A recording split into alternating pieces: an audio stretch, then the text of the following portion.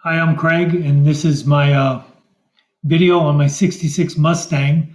Um, at the time I'm making this video, the car's actually completely finished. Finished it, let's see, just before Christmas, I did the convertible top, which was the last really major part of it. And since then, I've done a couple little things, but basically the car's been finished. I've been driving it and whatnot. It's a daily driver. I drive it every day, rain or shine. It is not done to be a show car. It's just done to be a daily driver. Um, I bought the car in 2003, so 17 years ago, and which just seems like a long time for a project, 17 years. In reality, I didn't do anything on it for the first couple of years, and then I jumped into it and worked on it on and off over the years. Sometimes I'd go a whole year without doing anything to it, but try to do something on it.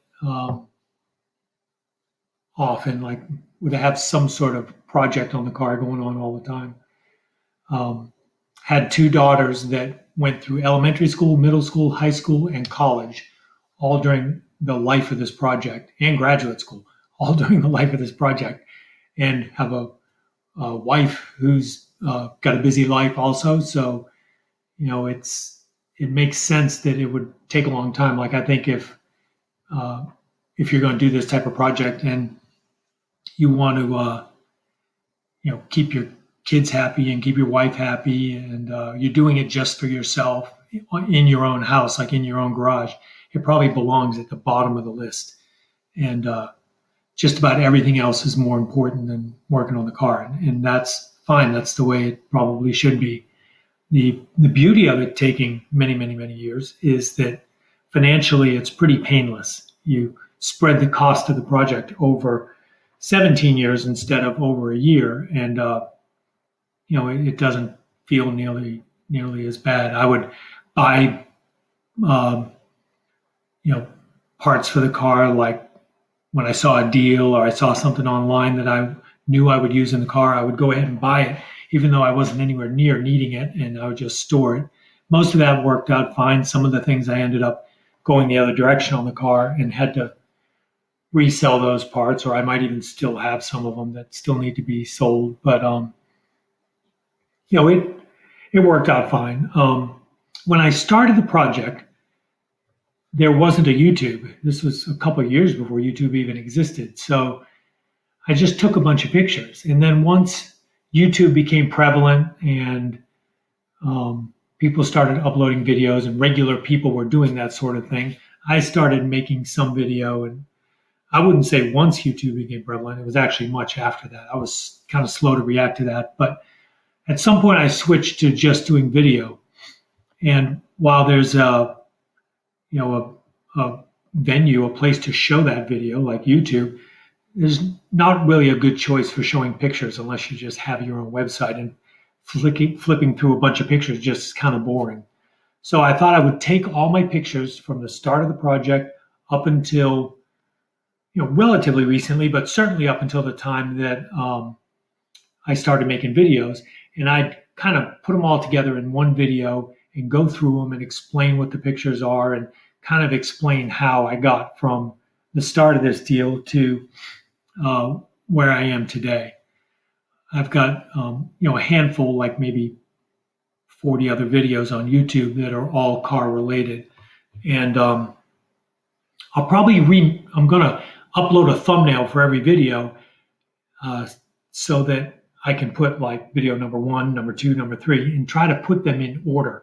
Right now, they're in order of how I uploaded them to YouTube, which doesn't necessarily reflect how it all went down, because sometimes I would just render 5 or 6 different videos, in one weekend or something, and post them. Other times, video just sat in the camera for a long time, and I would render things out of order.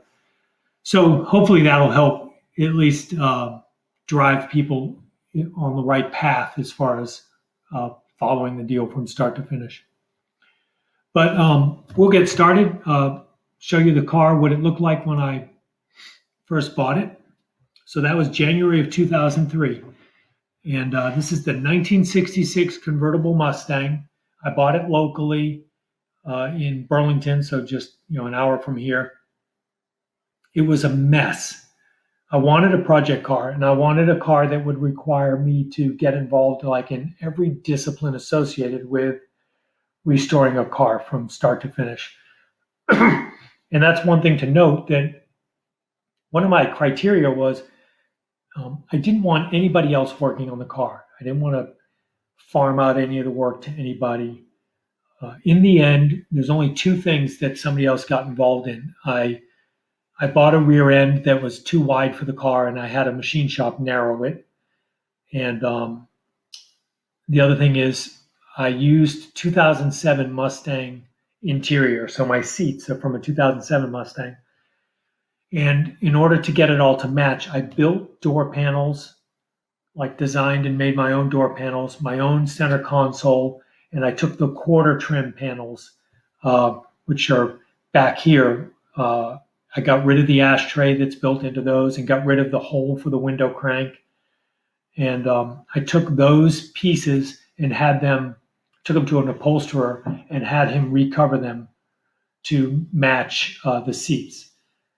I was heading in the direction of doing that myself. I didn't want to buy a sewing machine. I didn't want to go through the learning curve of doing that. I was too close to the end of the project. I could smell the end of the project. So I was really choosing my battles. So I gave up on that. But otherwise, everything you see here, I've done myself. And I've never done it before. I feel like anybody can do this. You just learn as you go. You make mistakes, you fix them as you go. It's really not a huge deal. In the end, the finished product, the mistakes that I have in it are not a big deal.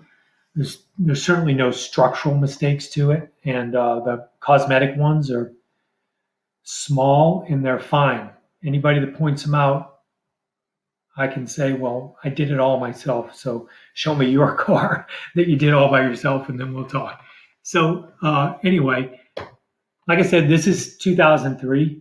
The car was a mess. Somebody had primed it, and I suspect trying to just hide the mess, but who knows? I don't think it was primed by the person I bought it from, but it had been primed by somebody. It had a 289 or a 302, I'm not sure which one, in it when I bought it. The car originally was built with a straight six, and somebody had later put this engine in there. I had fully planned on reusing this engine, but like with a lot of the stuff on the car, I got into the engine, took it apart. It was a mess and just not worth it. And as I worked on the car and fixed things and got them looking nice and right, the more I did that, the less tolerant I became of putting something back in the car that just looked like crap or operated like crap or was superfluous. I didn't want anything extra in the car. So the engine went the way of the dodo because I just changed directions, didn't want to work with it. This is the original color of the car. Not so much the underside of the trunk lid, that looks like it was repainted, but back in here, this green was the original color. It's certainly not that color now, but it's what it was. And this is the previous owner's collection of radiators and hubcaps. I have no idea what they went to, but it all went to the dump or to the recycling place. So now we're looking at some pictures of the wheel rust. This is where the passenger side inner wheel well hits the trunk floor drop. And you can see it's just completely rusted. This car clearly sat outside for a long time and just decayed.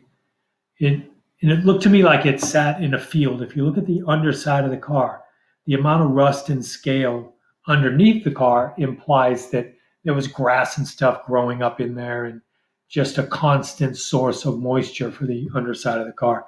Either that or they stored it outside, upside down, which is pretty ugly. This is the one of the leaf springs, I guess, at the shackle. It's pretty nasty. There were several patches like this on the car, that were riveted in. They didn't survive the chemical stripping process. This is a good example of where the car was sitting, I think, sitting on blocks for a long time, where the rust and scale, everything had spread apart like a piece of baklava. It was nasty and flaky, and you can even see on the floor the flakiness of it all. So 2 years after I bought the car, I generally as planned, I knew it would take a couple years before I could get to it, but about 2 years later, on one Friday, I went out in the garage and just started tearing the car apart. The goal was to get it down to the unibody so that I could get that stripped. So this was on a Friday, and over the course of the weekend, I tore it apart, took a bunch of pictures. At this stage of the game, I was still anticipating reusing everything, so I had to know how all this stuff went back together because I otherwise had no real idea.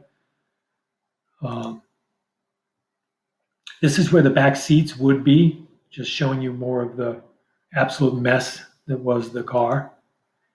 And this is the trunk with the hubcaps, radiator, and gas tank removed. So you can kind of see the extent of the mess in there. And then, about by the end of the weekend or so, within a few days, this is what the car looked like. This is the unibody. Everything on this car is now welded together with the exception of this latch assembly is still bolted on. I took that off. And the seat belts are still in there. I took them out. But basically, if it can bolt on the car, it belongs off the car for the stripping process. And that's the shape I got it to. Then I loaded this up on a trailer and took it to a place nearby, and they chemically stripped it. So that process is two-part. They bake the car in some sort of oven for some period of time at some temperature. All I know is if you're not steel by the end of that process, you're gone from the car. And then they chemically strip it in something, I have no idea what. And then they treat the whole car with something that will inhibit flash rust and things like that. So then I brought back what was left of the car, and a bunch of it looked like this. This is the inner wheel well on the driver's side where it meets the rear frame rail extension. And you can see these 3 holes. That's where a patch used to be. So you could see what those patches were hiding was just complete decay. The car had a ton of cancer in it. It was an absolute mess. This is the same wheel well where it meets the trunk drop on the outside and on the inside. More of the same.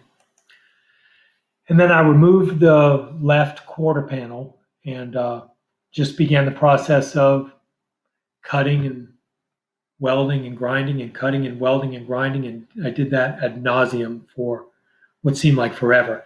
Now we're in 2006, January of 2006. So, I stripped the car down to the unibody about a year prior and had it chemically stripped. And then it sat in the garage for a while. And then I finally got back on it and started at the left quarter. So the first thing to do is to replace the inner and outer wheel wells, which I did, being careful not to mess up the geometry or the alignment of anything. I would periodically use the gas tank or the trunk lid, set it back in the hole to make sure things were still lining up. This is this is a picture of the bracing I put in the car. I bolted a piece of angle right here and over here, and another piece up where the hinges of the door go. Welded those in, and I bolted them in and then welded this pipe to it to give the whole thing some rigidity, keep it from moving as much as I could while I was beating on it and cutting things out and whatnot.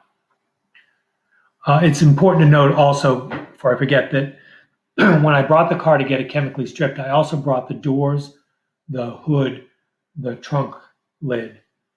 So even though they were off, they also went through the same process as the rest of the car. So they came back, nice and stripped and in much better shape than the underside of the car. So now we're getting into some of the more detailed areas of repair. This is looking down at the driver's side floor. The driver's torque box is right behind this.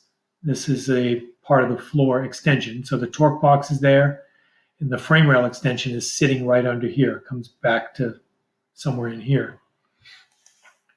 This is the driver's side rear, where the torque box used to be, and a kind of a section of the frame rail extension. I had cut or otherwise beat that whole thing out of there.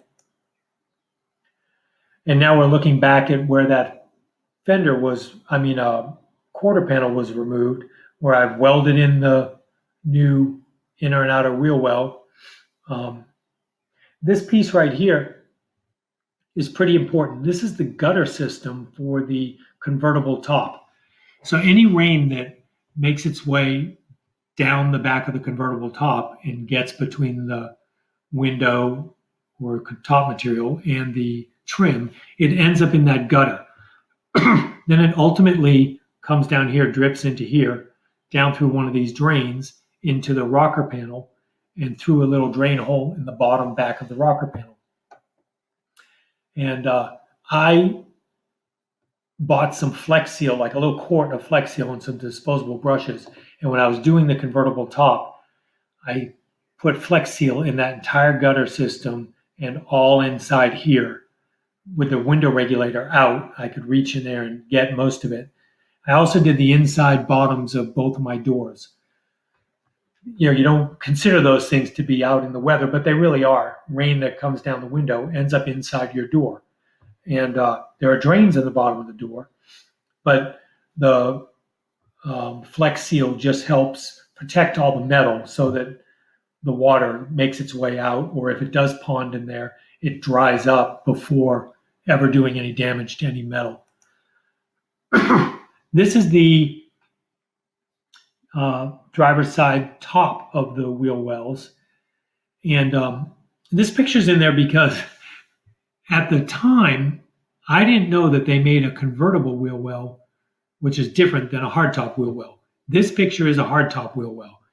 And I didn't discover it until both of them were installed. And at that point, there was no taking them back out. So I just had to modify them. You'll see in a later picture where I had to modify the top of this. It needs a big flat spot so that when the convertible top is in the stored position, there's enough room for it.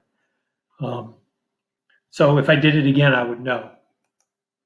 This is the driver's side rocker panel. This is the outer rocker panel, the non-structural part of the rocker panel. And we're looking at the inside of the outer rocker panel. I stripped off the structural part. You'll see in a second, there's a pretty heavy member that goes across here.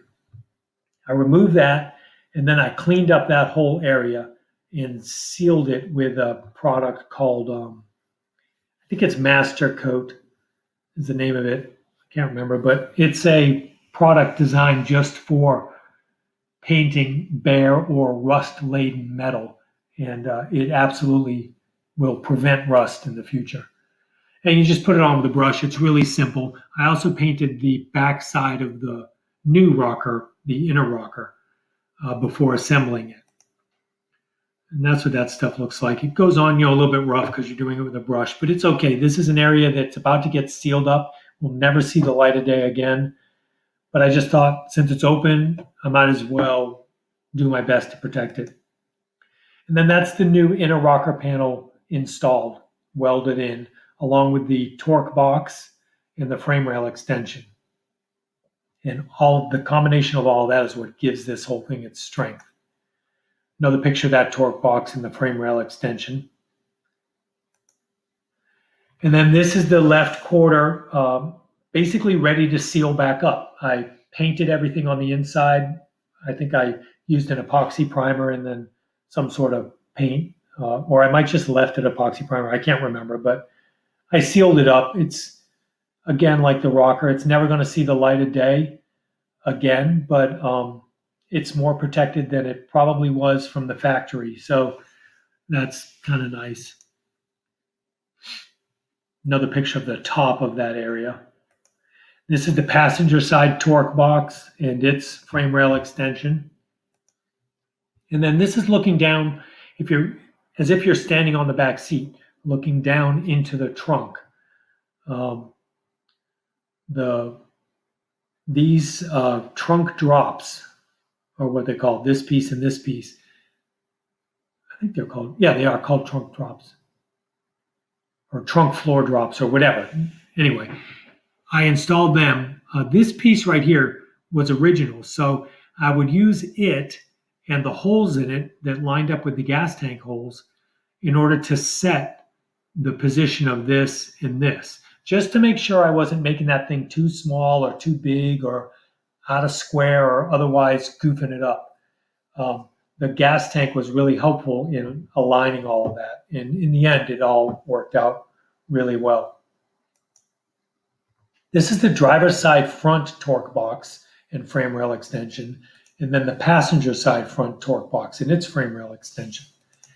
I left as much of the floor in the front as I could, because I was going to use my new floor, which comes as a one-piece floor. I was going to use that as a